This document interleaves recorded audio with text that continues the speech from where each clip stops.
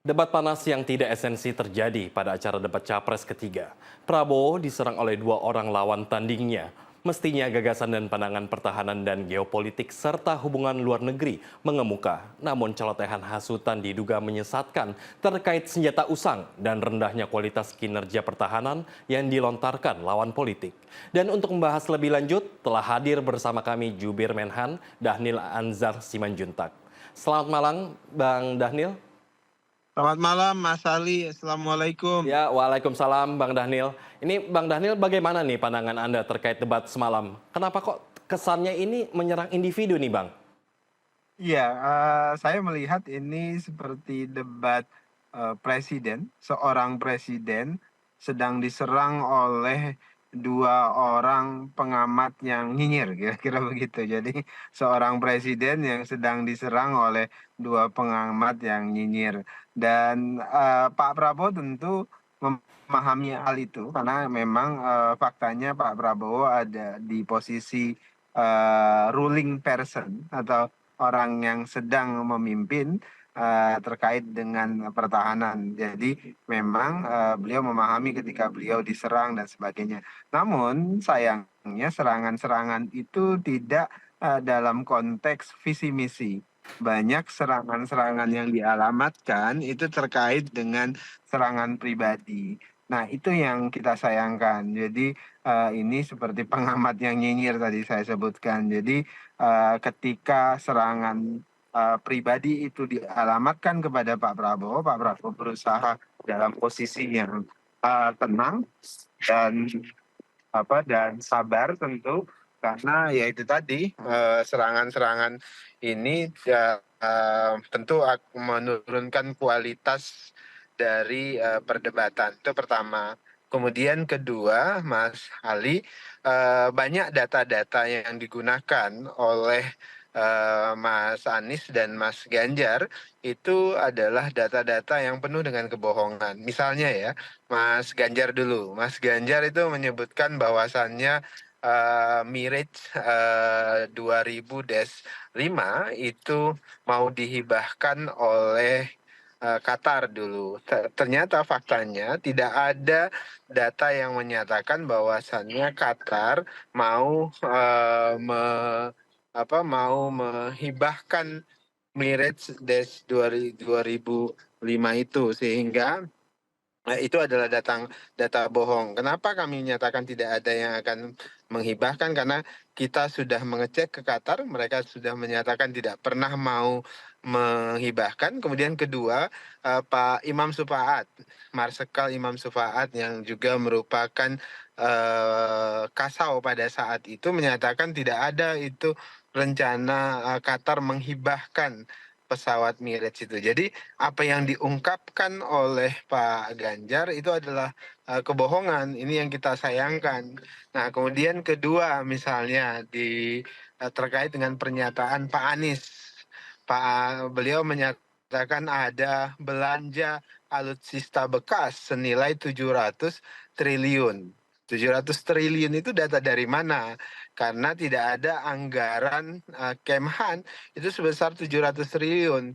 Yang ada adalah, belanja atau anggaran Kemhan di 2023 itu totalnya 131 triliun. Sedangkan untuk belanja alutsista hanya sekitar 30, triliun. Itu pun sudah untuk belanja semua kebutuhan prajurit, gaji prajurit dan macam-macam. Jadi tidak ada nilai 700 triliun. Bahkan kalau dikumpulkan misalnya anggaran dari tahun 2020 sampai 2004 itu tidak sampai 700 triliun secara total, hanya sekitar 680 triliun dan itu semuanya untuk belanja prajurit, belanja perbaikan, belanja membangun infrastruktur, militer dan belanja alutsista. Jadi nilai 700 triliun untuk membeli alutsista bekas yang disebutkan oleh Mas Anies itu sumbernya tidak jelas. Jadi Mas Anies, bicara etik, tapi kemudian beliau menggunakan data, bohong untuk menyerang dan menjatuhkan Pak Prabowo. Terang Mas Anies kehilangan otoritas etik karena di depan publik beliau berbohong. Kemudian kedua, misalnya beliau menyatakan tidak ada ya namanya rahasia-rahasia negara di pertahanan. Semuanya bisa dibuka. Ini adalah laku yang tidak pantas karena ada bagian di pertahanan negara yang memang harus ditutup rapat, ada juga yang boleh dibuka. Jadi statement Mas Anies itu justru adalah statement yang cenderung berbahaya untuk kepentingan nasional kita dan Pak Prabowo tetap bertahan tidak berkenan membuka. Ketiga, misalnya Mas Anies menyebutkan dalam konteks diplomasi diplomasi luar negeri kita harus punya modal omongan dan sebagainya mendekati kelompok-kelompok negara-negara di luar. Berbeda dengan Pak Prabowo fokus bagaimana kita membangun ekonomi yang kuat, fokus membangun pertahanan yang kuat, fokus membangun sosial dan budaya yang kuat, baru kemudian kita bicara keluar dengan modalitas yang kuat tadi sehingga orang menghormati kita. Nah, kalau Pak Anies tadi modalnya ngomong. Kalau saya menganalogikan ini seperti seorang pria yang sedang merayu perempuan dengan gombalan-gombalan kosong. Nah, itu yang dilakukan oleh Mas Anies terkait dengan diplomasi diplomasi luar negeri. Sedangkan Pak Prabowo itu datang dengan dengan gagah, dengan teladan, dengan prestasi sehingga luar negeri menghormati kita. Jadi yang mereka tampilkan rata-rata itu adalah serangan pribadi, tidak ada yang sifatnya kualitatif dan mendorong visi yang kuat. Ya kemudian gini Bang, ini kan pernyataan-pernyataannya ini kan kemarin ternyata nggak bener nih ya Bang. Ini Anda nilainya gimana ini Bang? Ini kan akhirannya masyarakat ini kan menyesatkan untuk masyarakat. Apa sih dampaknya ke masyarakat gitu? Ya, ini terang data yang disampaikan semuanya rata-rata adalah pembohongan, rata-rata adalah data palsu, hoaks, dan tentu ini berdampak buruk bagi pendidikan politik masyarakat karena cenderung menebar fitnah. Nah, oleh sebab itu saya pikir terang publik akan paham bahwasannya baik itu Mas Anies, baik itu Mas Ganjar mengabaikan etika sebagai negarawan. Jadi mereka mencampakkan semua etika demi meraih kekuasaan, demi menjatuhkan Pak Prabowo dalam hal ini. Sedangkan Pak Prabowo tetap berdiri menjaga kepentingan bangsa dan negara. Beliau tampil sebagai negarawan kemarin. Dan saya pikir publik kita itu sudah teredukasi terkait dengan fakta-fakta ini. Nah, publik kita tahu betul mana orang yang ingin menjaga negara, mana orang yang sedang berburu kekuasaan dan kemudian mengabaikan kepentingan nasional yang lebih besar. Ya kemudian gini Bang, ini sebagai jubir Pak Menhan ini ya, menurut Anda kenapa ini? Apa sih tujuan mereka sebenarnya menyerang permasalahan individu ini Bang?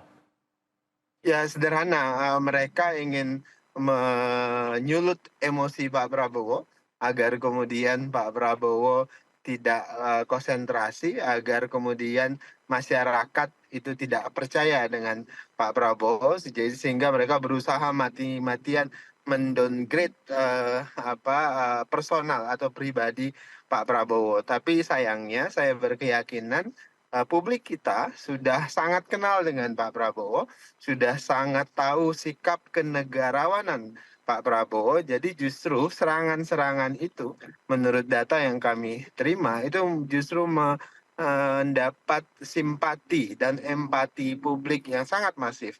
Dan publik tahu orang seperti Pak Prabowo sangat tulus ingin menempatkan dirinya untuk pengabdian terhadap Indonesia yang lebih baik. Ya kemudian ini kan kekeh ini ya mereka untuk dibuka data pertahanan ini, untuk diberikan data pertahanan. Namun Pak Prabowo tetap menahan untuk tidak membeberkan data dari pertahanan kita. Ini gimana pandangan Anda sendiri, Bang?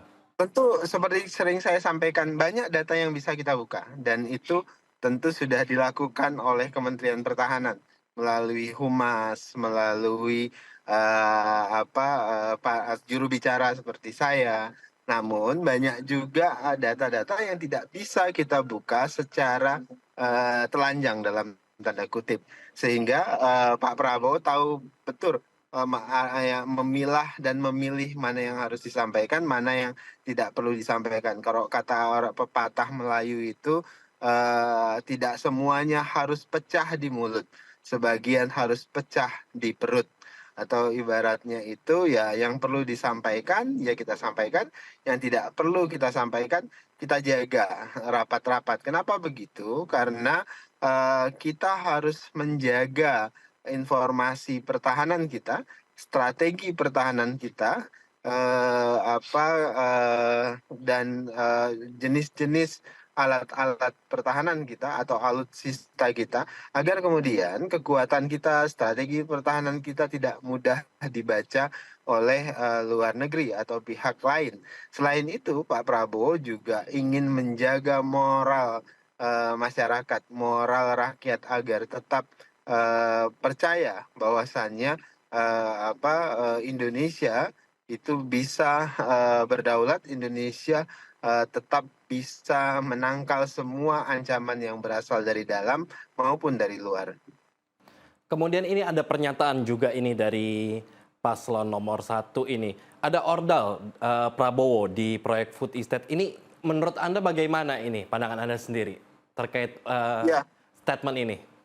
yang menangani food estate ya ordal semuanya, orang dalam, yaitu orang di Kemhan gitu. Jadi orang-orang di Kemhan, orang-orang yang dipercaya oleh Pak Prabowo, nggak mungkin yang menangani food estate itu orlar gitu atau orang luar gitu. Memang harus orang dalam. Kenapa? Karena ini program pemerintah yang dicanangkan oleh Pak Jokowi, tentu harus melibatkan orang-orang di Kementerian Pertahanan.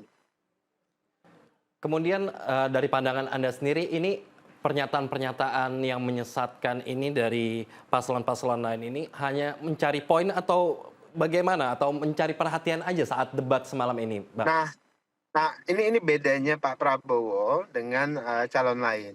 Pak Prabowo berdiri itu atas nama kepentingan bangsa dan negara. Elektoral itu bonus bagi Pak Prabowo. Artinya Pak Prabowo tidak ingin mengorbankan kepentingan bangsa dan negara hanya untuk elektoral. Nah, sedangkan rival-rival politik beliau, elektoral adalah segalanya. Apalagi sekarang mereka sedang jauh tertinggal nilai surveinya dibandingkan dengan Pak Prabowo, sehingga ketika orang panik, ketika orang tertinggal jauh, itu biasanya cenderung melakukan apapun untuk memastikan mereka bisa lebih tinggi surveinya atau lebih tinggi elektoralnya. Nah, sehingga satu-satunya jalan bukan adu prestasi, tapi lawan atau rival politik itu dijatuhkan dulu agar mereka bisa naik. Nah, itu yang sedang terjadi. Tapi Pak Prabowo selalu menyebutkan tidak ada yang lebih penting dari kepentingan bangsa dan negara, apalagi sekedar tentang elektoral. Jadi kemarin itu kita lihat ini pertarungan antara seorang negarawan dengan dua orang yang sedang berburu elektoral. Kemudian ini kan juga ada pernyataan ya terkait kualitas alutsista pertahanan ini. Ini bagaimana pandangan Anda ini? Ini pernyataan yang dari Anies ini, yang kualitas pertahanan dan alutsista Indonesia ini benar atau tidak ini, Pak?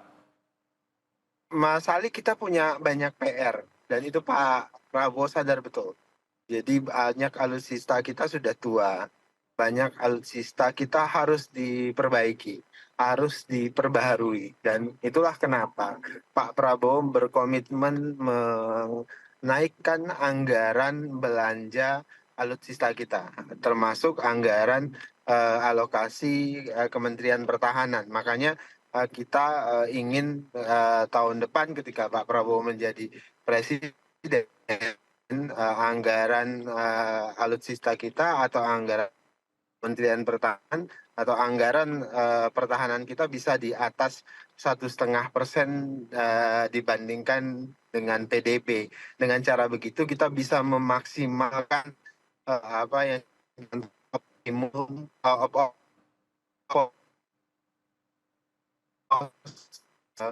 jenis semakin dan semakin sesuai dengan postur pertahanan kita.